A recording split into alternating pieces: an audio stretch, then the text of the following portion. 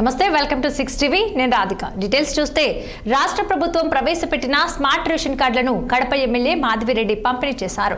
ఇవాళ కడప నగరపాలక సంస్థ పరిధిలోని 2వ వార్డు దేవుని కడప నుంచి ఈ కార్యక్రమం ప్రారంభమైంది.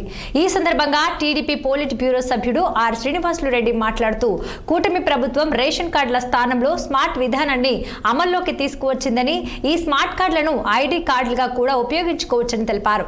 రేషన్ పంపిణీలో ఎటువంటి అవకతవకలు జరగకుండా ప్రతి పేదవాడికి సరుకులు అందేలా ప్రభుత్వం వీటిని రూపొందించిందని ఆయన ప్రశంసించారు.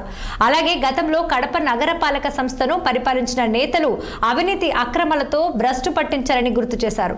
రాబోయే కార్పొరేషన్ ఎన్నికల్లో కడపలో టీడీపీ జెండా ఎగరాయాలని ఆయన పిలుపునిచ్చారు. తెలుగుదేశం ప్రభుత్వం దేశంలో ఏ రాష్ట్ర ప్రభుత్వం కూడా అమలు చేయనటువంటి సాంకేతిక పరిజ్ఞానాలన్నీ కూడా రాష్ట్రంకి తీసుకొస్తా ఉంది.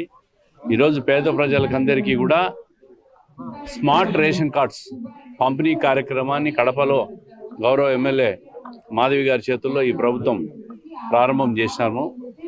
పేదలకందరికీ కూడా రేషన్లో ఎక్కడా కూడా అవకతవకలు జరగకుండా, అక్రమాలు జరగకుండా ఆ స్మార్ట్ రేషన్